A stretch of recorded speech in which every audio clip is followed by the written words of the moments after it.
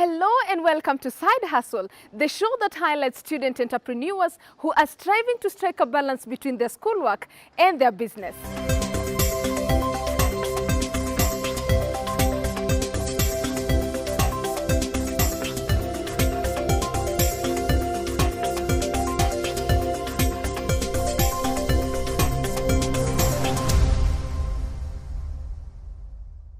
Our show today starts off with a student of architecture who doubles up as a baker. What an interesting combination. Esther Njenga talks to us about balancing books and a paying hobby.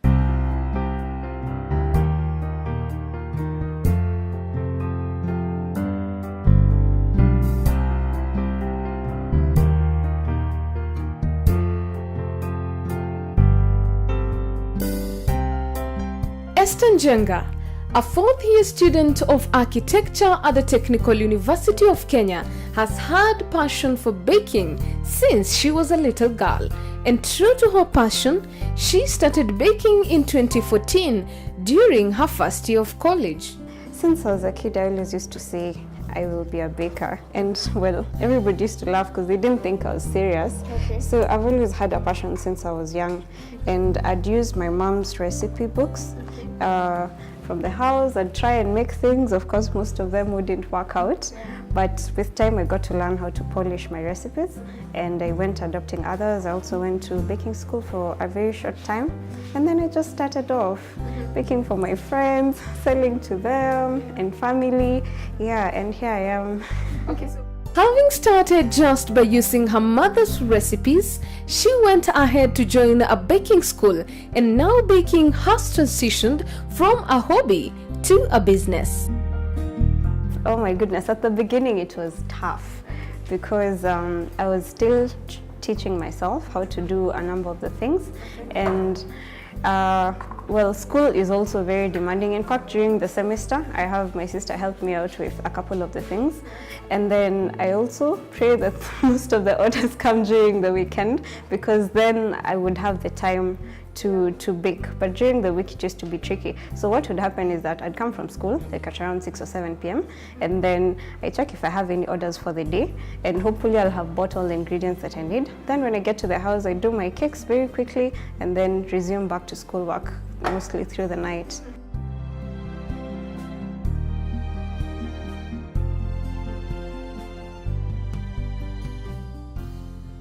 As much as her architecture course can be demanding, she came up with strategic ways of balancing between schoolwork and her baking business. I had to come up with an entire system of where I buy my things, how often I buy, how much I use, how I bake my cakes, how they're delivered, so that even when I'm not around, like when we have pin-ups or we have exams, someone can do them for me, you know. Striking the balance between her schoolwork and the business has been a big challenge.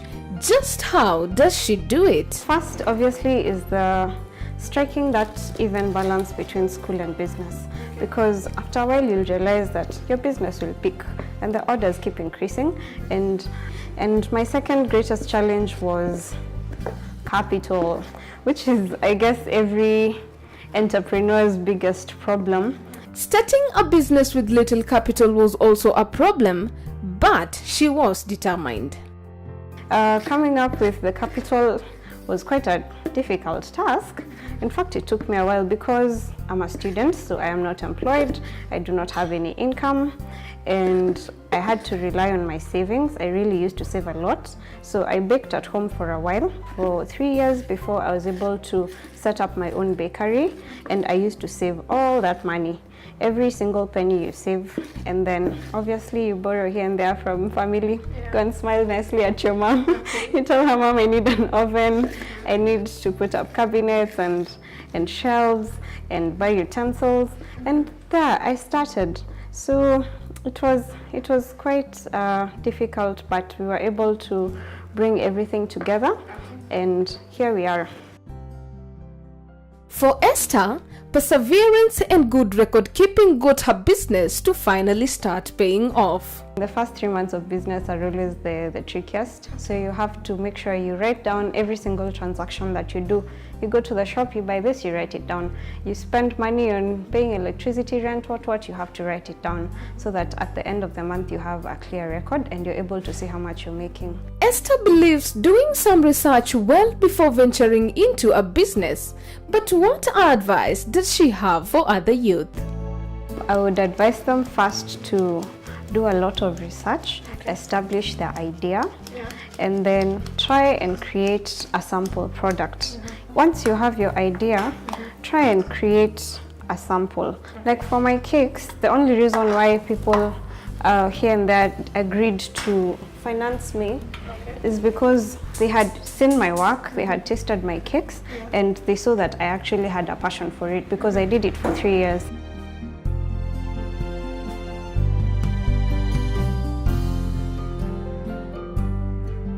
We're going to start with the margarine. Okay. So you can pick the margarine and put it in the bowl. Okay. And then we will beat that. That is 200 grams of margarine. Okay. Yeah, here. So you're going to beat it. You put the mixer on. This is a hand mixer at the lowest speed. Yes, like that. Just like that? Yeah, just like that. Oh, circulate.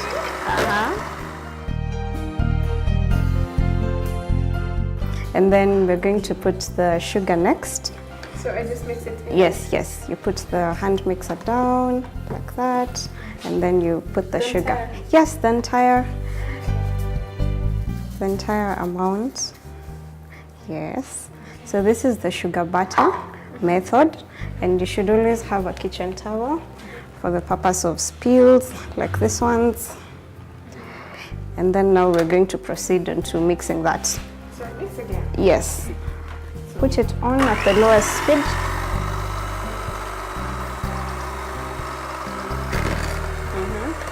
Yes, like that. Rotate it.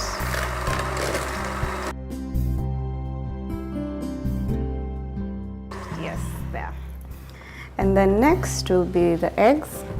So with the eggs, you need to beat them 2 at a time.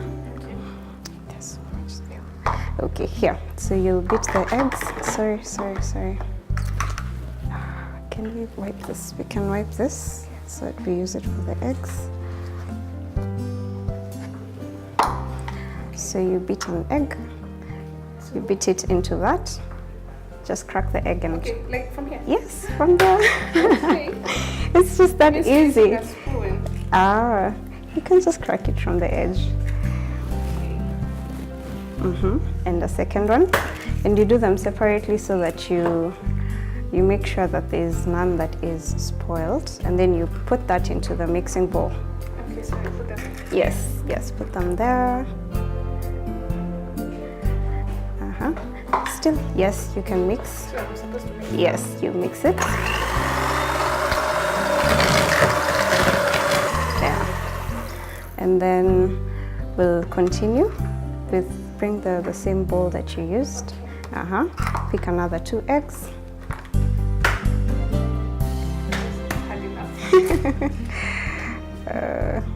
There. Yeah. There. And then you can also do the third one. Okay. Yes. Yeah. Yes. That you can pour that into the bowl, and then you mix that.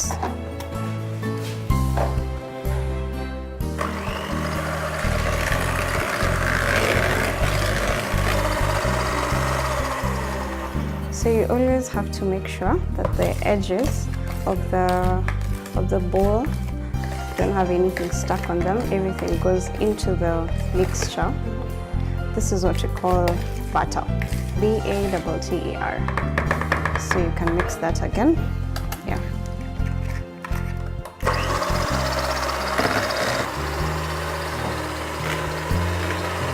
Yes, that's enough. You're doing well. So So next we'll put in our flour. It has baking powder already, 300 grams of flour and 10 grams of baking powder. You'll put it in 2 portions. So you'll put half of it, mix, and then put the other half. Yes, no. Just pour it in like this.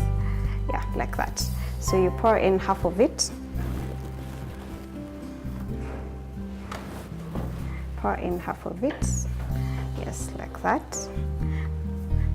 Add a little bit more. Yes, that's good enough. And then you mix it with a mixer.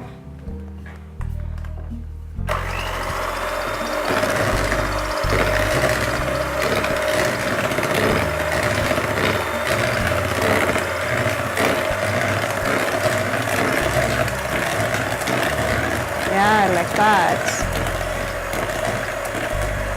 And then you go pouring in the second one.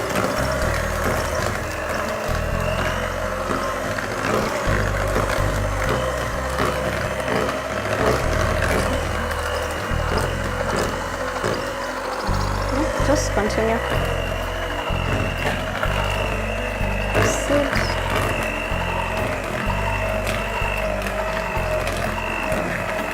And then you can put it off. First to scrape off the sides. You have seen baking can be messy, yeah? It is. That is the nature of baking. So you always have to have your apron and a kitchen towel. There. Yeah, so you can proceed with the mixing.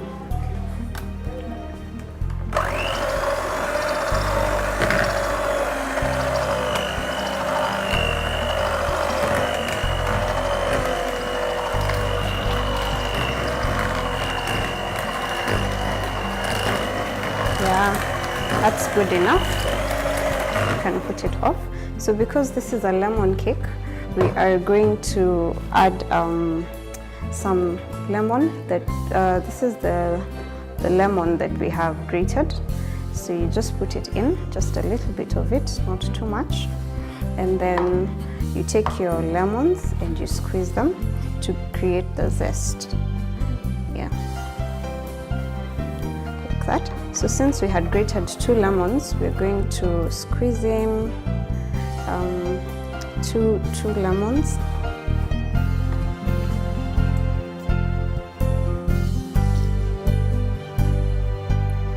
And then that's, yes.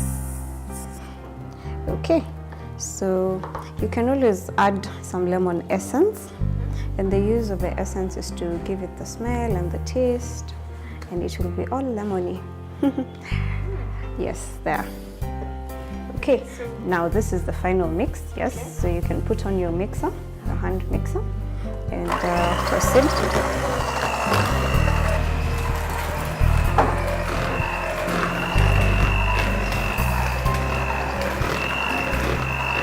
Yeah, that is good enough. Yes. So now we have our batter ready.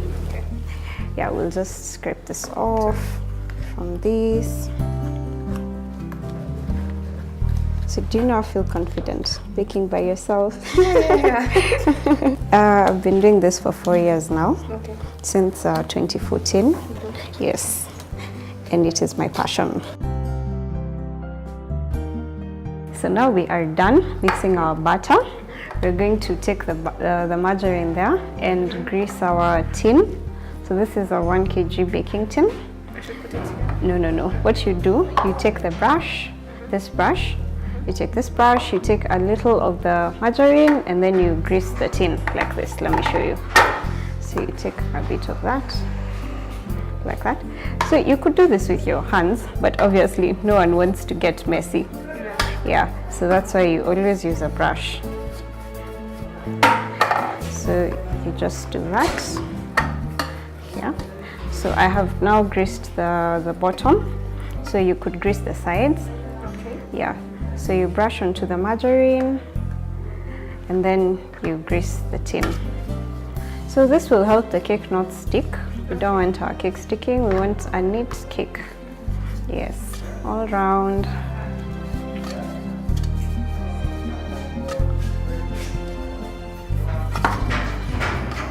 all round like that. Yes, so it's well done, just that corner. Yes, and we're done. So very little margarine is actually needed for that. So once we have greased our tin, we're going to use, this is grease-proof paper. So the reason why we use this, again, is so that our cake comes out whole. We just want to make sure that none of it sticks to the edges, and it will also be very easy for you to remove your cake from the tin once it's ready. And you'll have all your edges intact. So you just stick this to the cake, to the tin, like that. And then now we can put our butter in the tin. So this tin now is actually ready. It's ready for use. Now remember, once you're doing all these things, you need to be preheating your oven so that once you're done putting your butter in, you can have your cake in the oven once you've already preheated it. And then we're going to use this knob. You rotate it till 180 degrees. Cakes are best baked at 180 degrees, and that way you make sure that you have the right, your rack is at the right position. We never need this for baking. Okay. Yeah, this is rarely used. So I will put it aside. So once your rack is here, now remember this rack needs to be at the center. Not too high, not too low, so that the heat evenly gets to the cake. Yes, so we will give this about 5 to 10 minutes, and then as we put our butter in the baking tin, and then we'll come and put it in the oven.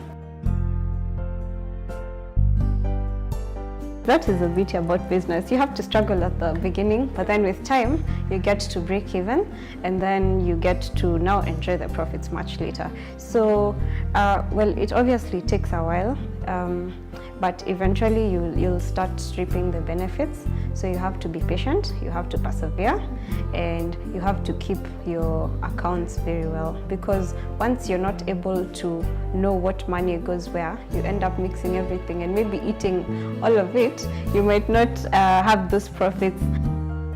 Our cake now is cooled. You can now retrieve it from the baking tin, and then you always have to peel off the grease paper. You can put that aside, and then we will always use the bottom as the top. Reason being, it's the flatter side. Now a turntable, as you can see, turns. It just makes the work of creaming your cake very easy. Now this cake, as you notice, can easily move. So what you do, you take it up and use just a little of the cream there to stick it. So now it's stuck.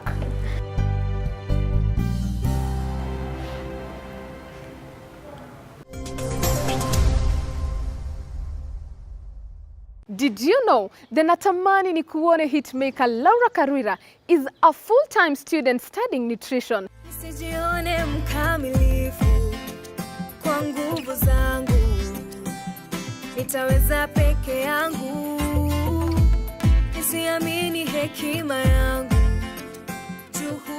Laura Karwira may not be a new name to you when it comes to the music industry.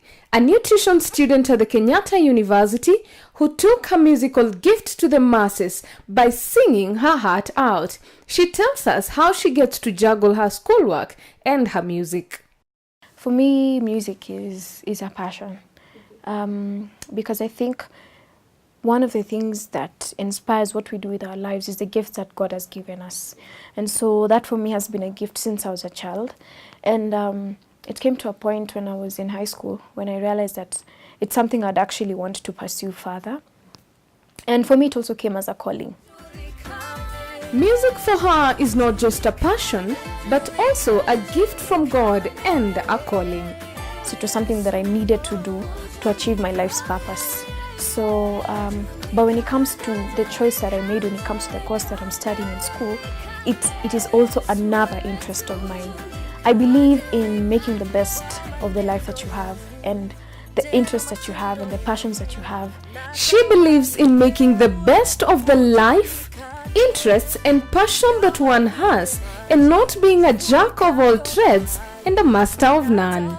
It's possible to be a master of 1, 2, 3, 4 trades. So as long as once you figure out which ones these are for you, and you're able to balance them, so it's not really a matter of balance, it's just about priorities, then you'll be able to achieve what you can do. And at the end of the road, I think it's very fulfilling to have done everything you could have possibly done in your life. Being a male-dominated industry and being a female upcoming artist, she had her fears and anxieties, but it went well for her.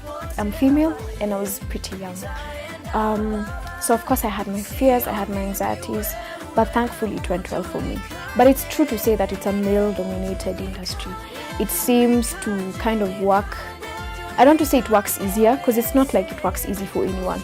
It's still a tough road for everyone, male or female. She says she has challenges, yes, but she believes in no impossibilities. It has its challenges, but it's not impossible. So for me, I cannot honestly say that I had. It's about your inner strength and your inner ability to go for what you want. Yeah, regardless.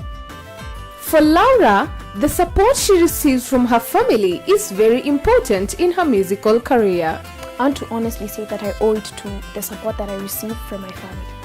It's important, and I would encourage anyone watching who has a child and they see a gift in them, please allow them to explore that gift. It could do for them so much more than a degree can do for them. At the end of the day, it's just about someone living a fulfilling life. Laura insists on having priorities when it comes to her balancing her schoolwork and her music career, especially with the kind of pressure that comes from her music and the fans always wanting to hear something new. It's a matter of priorities, that's what I say. We all have 24 hours, so as long as you have chosen to do particular things, it's a choice, it's something you want to do, something you love to do, then you just have to make time for it. She says she has not gripped it yet in terms of her music paying off, since she has been in a period of giving more than you receive, but every song she releases comes with its own break. I can't say that I have quite gripped it yet. It's something that I am learning to work at every other day, because most of the times I'll find that once I put my focus on something, or when one end demands from me more, then the other end will kind of get choked. So most of the times when I'm having like this last semester was quite engaging for me, and if I hadn't released to Julikane, I think the next time you'll be hearing from me is in another now 2 years, because before Julikane came out it was already 1 and almost a half years. Laura believes that one has to beat the odds they have to beat, since life is not the same for everyone. What does she have to say to young people? Unfortunately, life doesn't happen the same for all of us. So all of us have different odds to beat, different challenges to get through. So I'd say whatever those challenges or odds are for you, just beat them. Your challenge may be that people in your own home don't support what you're doing. Beat that odd. Gracefully and politely help them understand day after day what this means to you, how much you love it, how much you want to pursue it, and make moves. Let them see that you're working towards it, however little that may be. Let us have a look on what we have for you today on Watenda's Corner.